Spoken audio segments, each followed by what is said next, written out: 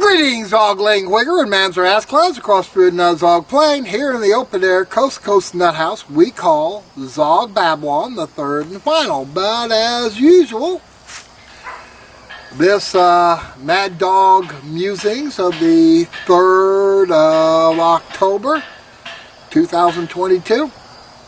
Why, it is, well, it's aimed pretty well at the lost sheep of the house of Israel, the chosen seed of Israel's race, ye who did hear Christ's call. But I am running as a write-in candidate for Missouri. I'm forced to run as a write-in candidate because I'm not allowed to run on a so-called open primary ballot in the Republican, Democrat, Libertarian, or Constipation Party. Which goes ahead to show is that these so-called selections are just simply frauds and farces here. Let's see, about 40 years ago, around this time, I went on a Ural trip for 30 days, on leave in the Army throughout Europe. And so initially I went toward Munich here for a little bit of Oktoberfest here. It really wasn't that big deal because the beer is good all year here. So anyway, I went through Munich, went down to Austria, and that was a city which was, well, sad. You could still feel from 1919 when their empire went ahead and broke up into little bitty pieces, and then you had the Second World War, and then, well, you're having right now a Zog World, a Khazar World War III here, which will pretty well destroy, and pretty well Zog, Zog Babylon is the worst here. But I went on then to Greece, and then I went back up through Italy, and then I went through France, and then I went through Belgium for a couple hours, in the dark, and then to Denmark for a couple days, and to Sweden. I wasn't that crazy about Sweden. It was a communist country even then. I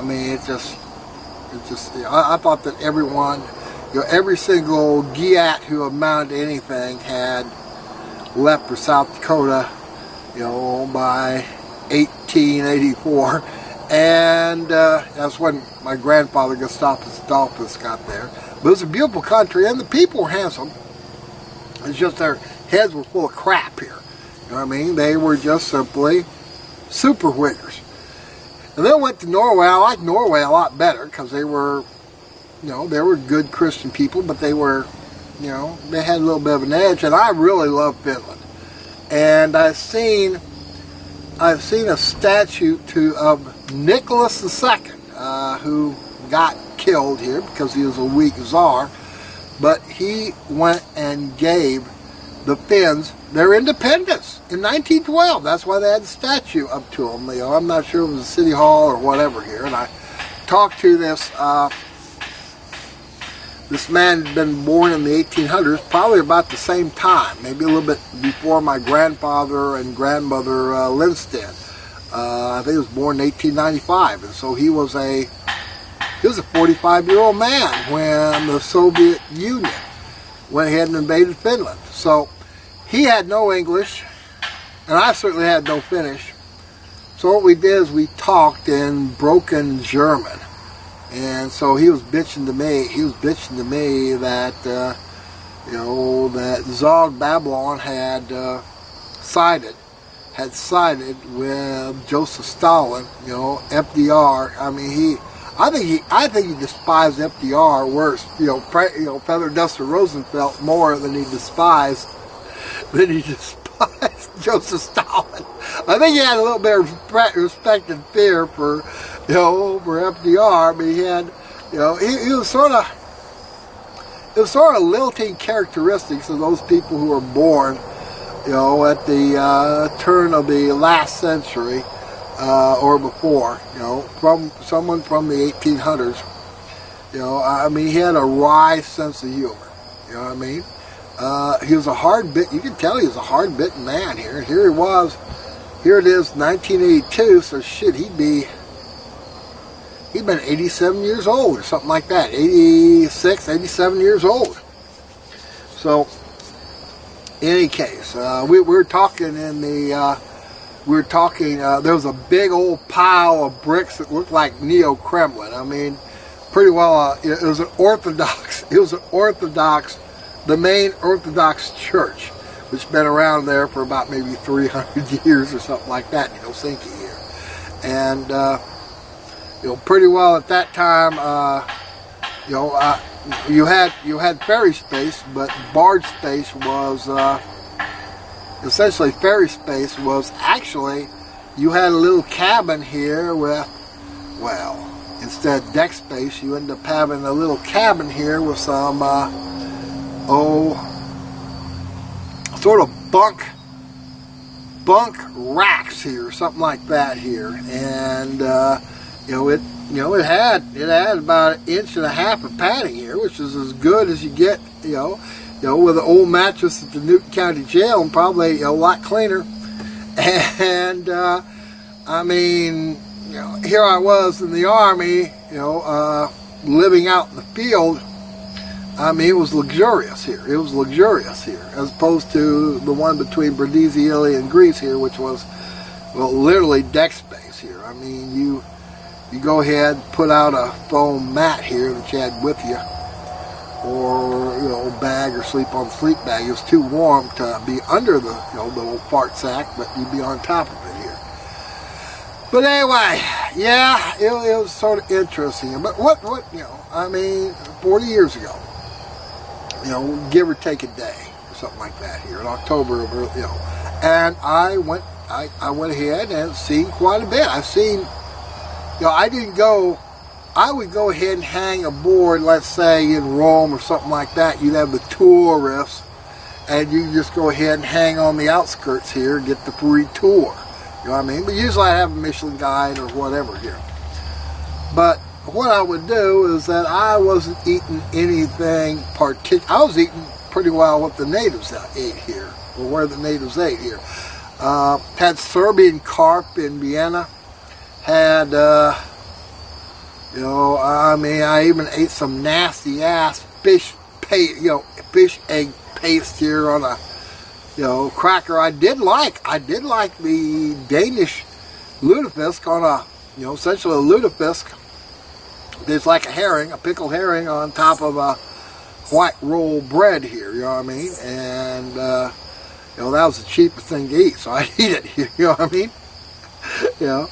And occasionally I go ahead and drag stuff out. Pretty well, the buffet. I mean, what they did is that they went from Stockholm, and I seen somebody catch a salmon this big, in the main, canal of Stockholm. And I said, well, they could do that in the Potomac, or anywhere really. But in any case, here we were, or here I was here, and what they would do is that they would go ahead and just go out 3 miles outside Stockholm, and then they would open the duty-free stores, and all the Swedes would go and they would drink liquor. I mean, the food was plentiful and delicious here. But mainly what they would do is that they would go sit down to the buffet, pay what, equivalent of $6. I forget what it was in krona, because everything was more expensive in Sweden. But what they would do is they would go ahead and open. They would go ahead and open up.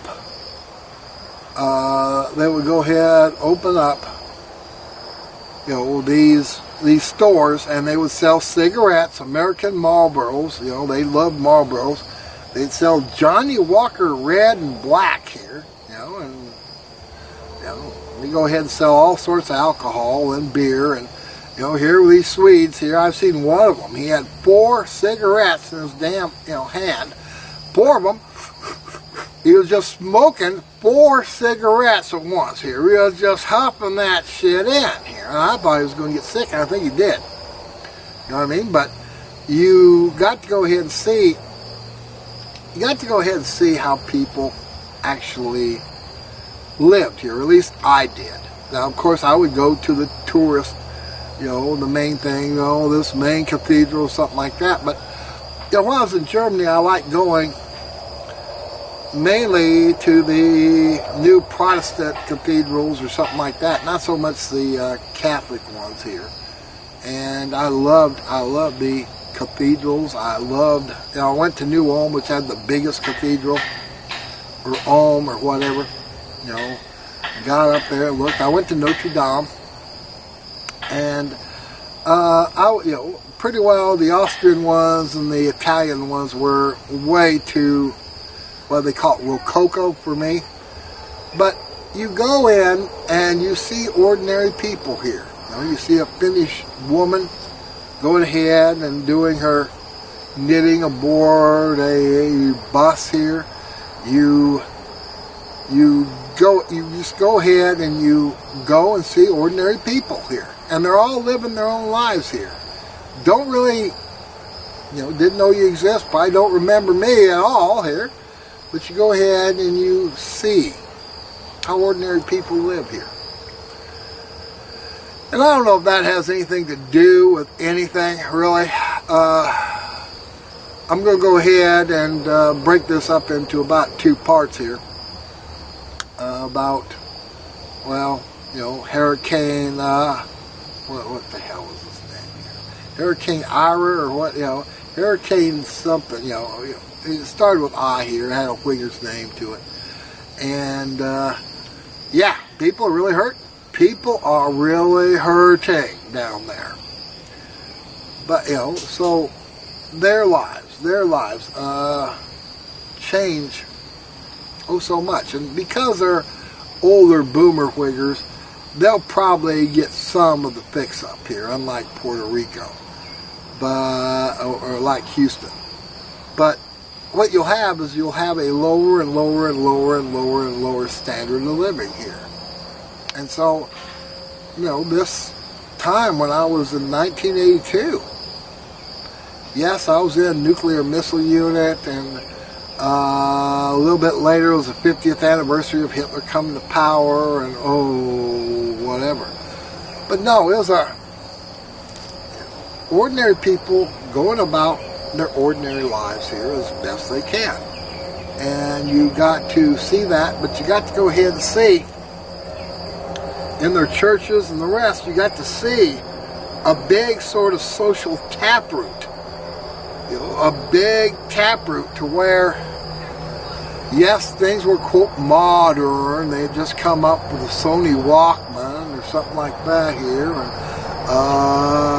VCRs and stuff like that here. You had people living their lives here, and what happens? There were still a lot more. There were a lot more in who were alive in 1899 here, who were 19th century people. They were getting like that Finnish veteran here. They were getting old, but they were still tough. They were still tough. You can just tell he was a tough, very strong fighting man. Back in 1939 to 1940, he was what? 43, 44, something like that here. And a very good soldier. But, people you went ahead and seen people's taproots here. Today, it's just nothing more than corruption. Nothing more than viciousness, to where, shoot, everybody knows Zog went ahead and blew up the Nord Stream 1 and 2 pipeline.